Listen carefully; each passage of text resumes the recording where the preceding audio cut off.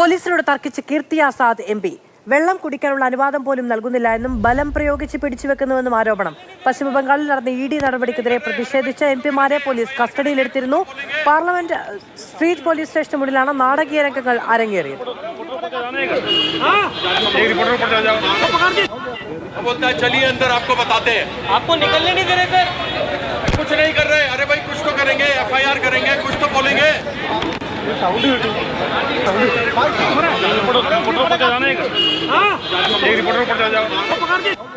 बोलता है चलिए अंदर आपको बताते हैं, आपको निकलने नहीं दे रहे सर, कुछ नहीं कर रहे। अरे भाई कुछ तो करेंगे, एफआईआर करेंगे। അർജുൻ പീതാംബരൻ വിവരങ്ങളുമായി നമ്മളോടൊപ്പം ചേരുകയാണ്. അർജുൻ, രാവിലെ കീർത്തി ആസാദിനെ അടക്കം അറസ്റ്റ് ചെയ്യുകയും കസ്റ്റഡിയിലെടുക്കുകയും ഒക്കെ ചെയ്തിരുന്നു. അതിനുശേഷവും പിന്നീടും അവിടെ സംഘർഷഭരിതമായ സാഹചര്യങ്ങൾ ഉണ്ടായി. ഇപ്പോൾ മനുഷ്യത്വപരമായി സമീപനം പോലും പോലീസ് സ്വീകരിക്കുന്നില്ല എന്ന ആരോപണം ഉന്നയിക്കുകയാണ് തൃണമൂൽ എം പിമാർ. തീർച്ചയായിട്ടും വലിയ തോതിലുള്ള ആരോപണങ്ങളാണ് തൃണമൂൽ എം പിമാർ ഇപ്പോൾ പോലീസിനെതിരെ. പാർലമെന്റ് സ്ട്രീറ്റ് പോലീസ് സ്റ്റേഷനിലാണ് 8 എം പിമാരും ഉള്ളത്. അതിൽ മഹുവ മൊയ്ത്ര മാത്രം അല്പസേരം മുമ്പ് അവർ പോയി. ബാക്കി 7 എം പിമാരും ഇപ്പോഴും ഈ പോലീസ് സ്റ്റേഷനകത്ത് തന്നെയുണ്ട്. നമുക്ക് പോലീസ് സ്റ്റേഷൻ കാണാം.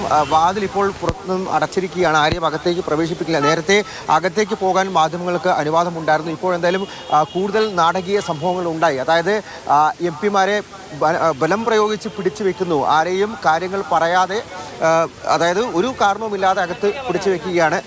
മറ്റു കാര്യങ്ങളുണ്ട്, ആവശ്യങ്ങളുണ്ട് എന്ന് പറഞ്ഞിട്ട് പോലും അറസ്റ്റ് രേഖപ്പെടുത്താതെ അകത്ത് പിടിച്ചു വെക്കുകയാണ്. പുറത്തേക്ക് വിടുന്നില്ല എന്നുള്ള ആരോപണം എം പിമാർ ഉയർത്തി. അത് ആരോപിച്ചുകൊണ്ട് വലിയ തോതിൽ പുറത്തേക്ക് വന്നവർ പ്രതിഷേധിക്കുകയും ചെയ്തു. അതിന് പിന്നാലെയാണ് ആരെയും അകത്തേക്ക് പ്രവേശിപ്പിക്കേണ്ട എന്നുള്ള തീരുമാനം പോലീസ് എടുത്തതും. എന്തായാലും വെള്ളം കുടിക്കാൻ പോലുമുള്ള സൗകര്യങ്ങളില്ല.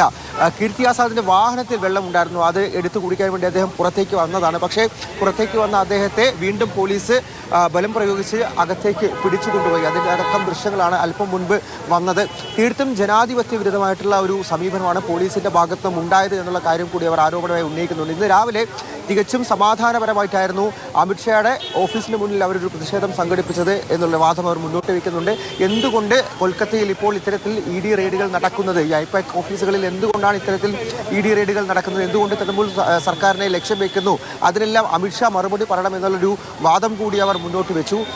അതിന് പിന്നാലെയാണ് ഇവരെ 8 എം പിമാരെയും കസ്റ്റഡിയിലെടുത്ത് നീക്കിയത്. എന്തായാലും ഇപ്പോൾ അറസ്റ്റ് അടക്കമുള്ള നടപടികളിലേക്ക് ഒരു പക്ഷേ പോകാൻ സാധ്യതയുണ്ട് എന്നുള്ള കാര്യം തന്നെയാണ് നിലവിൽ അറിയാൻ സാധിക്കുന്നത്. നേരത്തെ മുതിർന്ന IPS ഉദ്യോഗസ്ഥൻ പോലീസ് സ്റ്റേഷനകത്തുണ്ടായിരുന്നു. അവർ ഇവരെ ആദ്യം കണ്ട് സംസാരിച്ച ശേഷം അദ്ദേഹം പുറത്തുപോയി.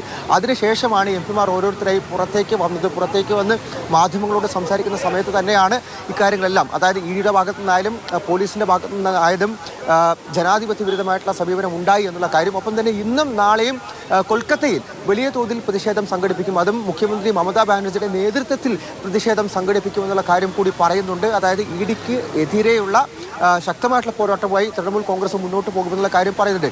ഡൽഹിയിൽ ഇപ്പോൾ ഈ പോലീസ് സ്റ്റേഷൻ്റെ ഗേറ്റിന് മുകളിലേക്ക് വരെ വന്നിട്ട് ഈ എം പിമാർ, ഇപ്പോൾ ഡെറിക് ഒബ്രയൻ ആയാലും കീർത്തി ആസാദ് ആയാലും ഉൾപ്പെടെയുള്ള എം പിമാർ ഇവിടെ ഉച്ചത്തിൽ ബഹളം വയ്ക്കുകയും അതുപോലെ തന്നെ മാധ്യമങ്ങളോട് സംസാരിക്കാൻ ശ്രമിക്കുകയും എല്ലാം തന്നെ ചെയ്തിരുന്നു. ഈ ഗേറ്റിലേക്ക് മുകളിലേക്ക് എല്ലാം തന്നെ കയറി അവർ മാധ്യമങ്ങളോട് സംസാരിക്കാൻ ശ്രമിച്ചിരുന്നു. അതെല്ലാം തന്നെ തക്കതായിട്ടുള്ളൊരു ഉത്തരം നൽകാതെ ഇവരെ ബലമായി പിടിച്ചു വെക്കുന്നു എന്നുള്ള കാര്യം ആരോപിച്ചുകൊണ്ടായിരുന്നു. എന്തായാലും ഡൽഹി കേന്ദ്രീകരിച്ച് ഇവരുടെ പ്രതിഷേധം എന്ന് പറയുന്നത് അമിത്ഷാ ഈ കാര്യങ്ങളിൽ ഇ ഡിയുടെ പെട്ടെന്നുള്ള നീക്കങ്ങളിൽ, ഇങ്ങനെ പശ്ചിമ ബംഗാൾ സർക്കാരിന് ലക്ഷ്യം വെച്ചുള്ള നീക്കത്തിൽ കൃത്യമായിട്ടുള്ള മറുപടി അമിത്ഷാ പറയണം. അതുകൊണ്ട് ഡൽഹിയിൽ കൂടി അത്തരത്തിലൊരു പ്രതിഷേധം സംഘടിപ്പിക്കാൻ വേണ്ടിയുള്ള തീരുമാനമെടുക്കുകയും ഇന്ന് രാവിലെ മുതൽ അതിൻ്റെ മറ്റ് പരിപാടികളുമായി അവർ മുന്നോട്ട് പോകുകയായിരുന്നു. എന്തായാലും എം പിമാർക്ക് മറ്റ് ചില സ്വകാര്യ പരിപാടികളുണ്ട്. അതിനപ്പുറത്തേക്ക് ഔദ്യോഗികമായിട്ടുള്ള ചില എൻഗേജ്മെന്റ്സ് ഉണ്ട്. അതിലൊന്നും തന്നെ പങ്കെടുക്കാനോ ഇവിടെ നിന്നും പോകാനോ ഇവരെ അനുവദിക്കുന്നില്ല. കൃത്യമായ കാരണം പറയാതെ ജനാധിപത്യ വിരുദ്ധമായി തന്നെ ഇവരെ പിടിച്ചു വെക്കുന്നു. വെള്ളം ഉൾപ്പെടെയുള്ള സൗകര്യങ്ങൾ നൽകുന്നില്ല തുടങ്ങിയിട്ടുള്ള വലിയ ആരോപണങ്ങൾ തന്നെയാണ്. കുടിവെള്ളം പോലും നൽകുന്നില്ല എന്നുള്ള വിമർശനമാണ് ഇപ്പോൾ കീർത്തി ആസാദ് ഉൾപ്പെടെയുള്ളവർ ഉന്നയിക്കുന്നത്. മനുഷ്യത്വപരമായ നിലപാട് സ്വീകരിക്കുന്നില്ല, ബലം പ്രയോഗിച്ച് കീഴ്പ്പെടുത്തി വെക്കുന്നു, പിടിച്ചു വെക്കുന്നു തുടങ്ങിയ ആരോപണങ്ങളാണ് ഉന്നയിക്കുന്നത്. പശ്ചിമ ബംഗാളിലെ ഇ ഡി റെയ്ഡുമായി ബന്ധപ്പെട്ട പ്രതിഷേധമാണ് ഡൽഹിയിൽ നടന്നത്. അതുമായി ബന്ധപ്പെട്ടാണ് ഇപ്പോൾ എം പിമാരെ അടക്കം കസ്റ്റഡിയിലെടുത്തിരിക്കുന്നത്.